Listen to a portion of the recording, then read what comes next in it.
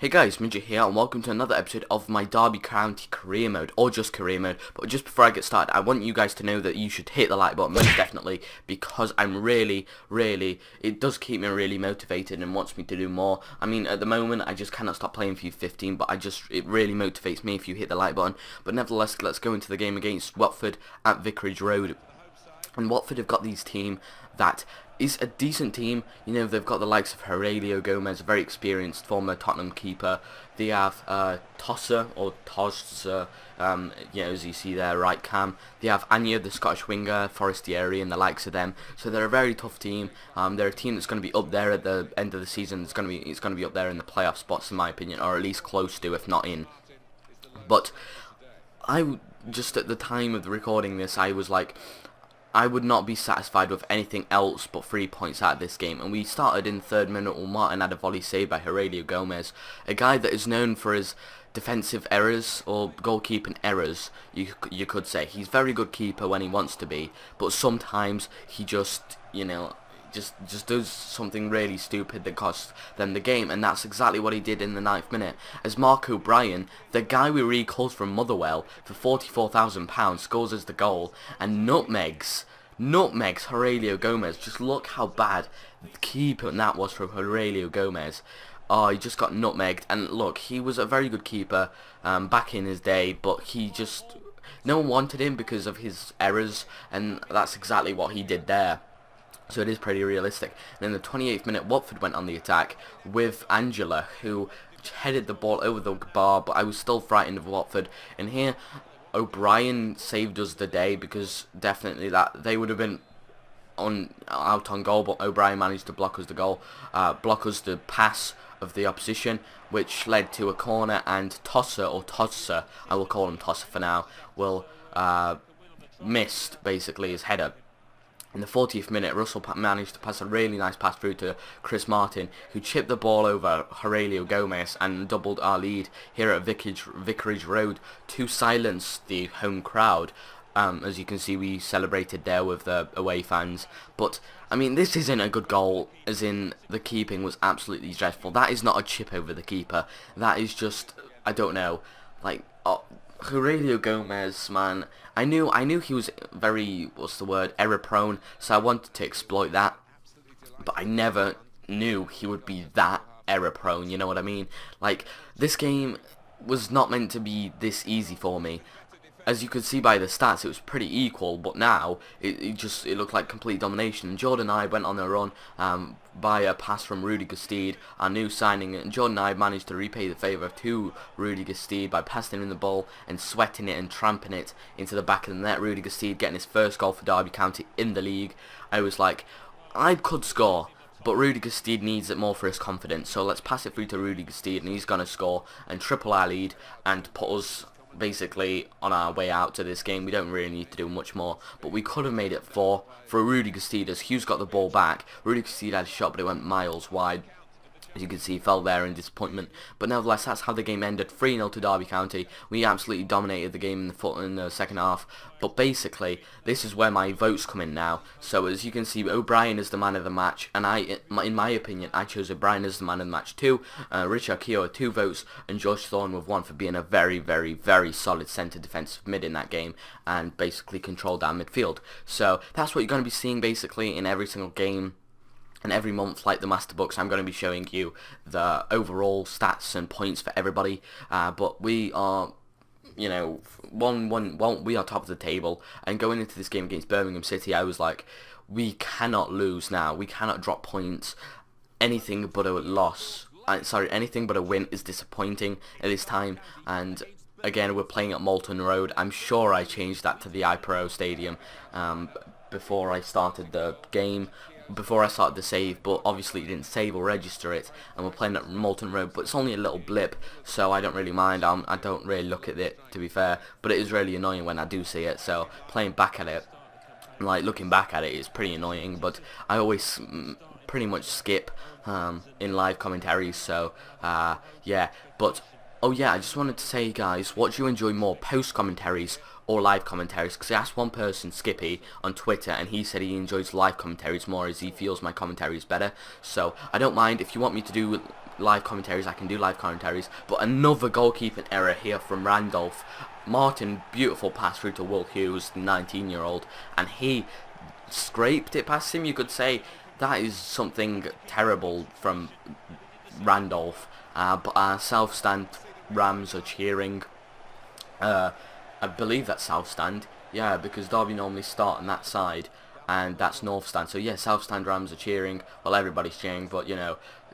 Anyway, Jesus Christ, yeah, I believe my live commentary is better. In the 31st minute, Bryson did go for a acrobatic header, which just floated over the bar, unluckily. But at half-time, we were 1-0 up with 5 shots to 1 by Birmingham, but they could have made it 1-1 through Gleeson in the 77th minute, but unfortunately they didn't. And in the 78th minute, Russell made a lovely skull through roulette and a fake shot to get past his man, then a body feint to get past another man, and tried to go a bit too far, but Randolph wouldn't do the same as Aurelio Gomez. But in the 80th minute, Russell again hit the crossbar, and so that's our first crossbar in this episode.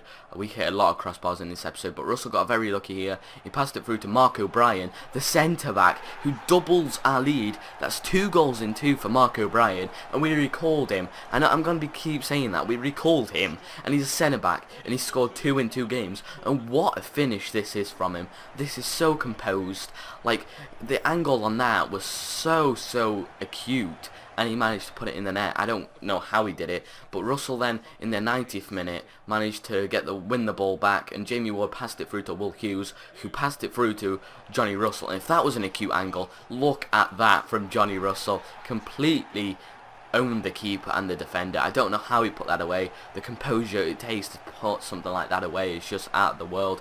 But look at him. He really deserves that. Johnny Russell's an absolute tank this game. Randolph, like, in no man's land, he didn't know what to do, and Johnny Russell ended up smacking it past him into the top corner, which is great. And another 3-0 victory for us. As you can see, this game was even more one-sided than the Watford game, and I bet you saw at the start of this game that it was Mark O'Brien, the man of the match for FIFA, and my second man of the match, Richard Keogh, with 3 votes, and Will Hughes with 1. So yeah, Richard Keogh and Mark O'Brien in both games in their votes, and I just want to say what I said before, that is probably you saw both games were played on professional, and that's because I was getting used to the game and I just wanted to, you know, have a feel for the game. But now I am sort of feeling the game now, so the next game against Middlesbrough, you're going to be seeing in just a couple of seconds as I just look through these left backs, because I'm looking for a left back. The game against Middlesbrough you're going to see is going to be played on world class. And yeah, Middlesbrough are not a very are a very tough team to play against, especially away. And with the likes of Sean Barker in their defence now, our old captain, it's going to be even tougher because Barker wants to prove a point here. And let alone Barker, the whole team with Carriol and Sue, Whitehead, Vossen and Kike and Demaya, sorry if I pronounced any of those names wrong, I probably and most likely did. They are a very tough team and contenders for the top half of the table, if not anything more from that, because that is a very tough team, arguably better than ours, maybe not on paper, but arguably better than ours, and nevertheless. But in the 20th minute, they start the attack. This is played on world class now, and Sue manages to find a ball through to Clayton, but he fires wide for a header. Grant wasn't in the best positions, so he wouldn't have got that if it was going in. But in the 23rd minute, Ward managed to pass a lovely 1-2 with Martin. Martin cut inside, had a finesse blocked by Dimmy, and it didn't go in. But Nsue in the 45th minute had a little bit of moment of magic as he got a bit lucky from Keogh and passed it through to Clayton, whose shot got saved. Then Vossen passed it through to Kike, and his shot got saved. And then O'Brien's deflection almost went in the back of the net, but Grant was there, composed, and tipped it over the bar. But that wasn't it. In the 45th minute, I mean, straight from that little bit from corner, Whitehead crossed it in, and Forsyth almost directed the ball into his own net, but unluckily it hit the crossbar. And these shots, don't believe those shots, we were getting absolutely dominated. You can see by the possession I was getting absolutely dominated. But here we decided to take off Martin and Russell for Ibe and Gestede, as I thought Gestede could bring some more pace into the game, because Martin was good but he wasn't creating enough chances. In the 48th minute, Christie won the ball back. Gestede shows Hughes where he wants the ball. He got the ball and slid it past what's his name again, Dimmy. Yeah, it wasn't the most powerful of shots, but it did sort of get its way into the back of the net. But what I liked about that goal is, like I said, that he pointed where he wanted the ball from Will Hughes, and Will Hughes passed it there, and he managed to finish it. Like, look at Gestede, he shows he wants it there, he gets the ball, and just slides it past Dimmy, and scores a second goal in the championship of his second substitute appearance, which is great. But now, I was getting absolutely bummed by Middlesbrough. As you can see here, Kike, when almost scoring, hit the post, and it's not where it ended there. Adoma, the guy that missed the last penalty in the 13-14 penalty, Liverpool penalty shootout, bloody missed. But yeah, so you don't look at the stats. The shots were just so not right. They had about 20, we had about 1 shot. But anyway, now you can see that Lee Grant is the man of the match. But my man of the match was Rudy Gestede for getting us the game. 2 points was Lee Grant, because he clearly had us in the game for the whole game. You know, as you saw, amazing saves, and 1 point for Will Hughes, as he was the assist.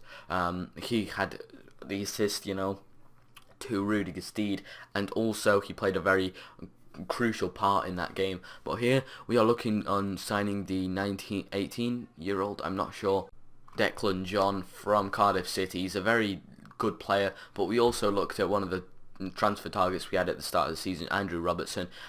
Cardiff accepted the loan deal the transfer offer for Declan John, but Hull City didn't want to release Andrew Robertson on a fee, you know, a loan with a future fee, so they didn't want to practically sell him. And I understood why, but I really wanted these 2 players, and Declan John, I just needed to accept his offer, and I managed to get Andrew Robertson, but without a future fee, and I also got Declan John, so I have 3 left backs now, you know, 170 rated, 167 rated, and 165 rated. But anyway, guys, hopefully you enjoyed this episode, guys. If you did, make sure to give this episode a like, and yes, so this is Midget, and I'm going to see you guys in the next episode. Peace out.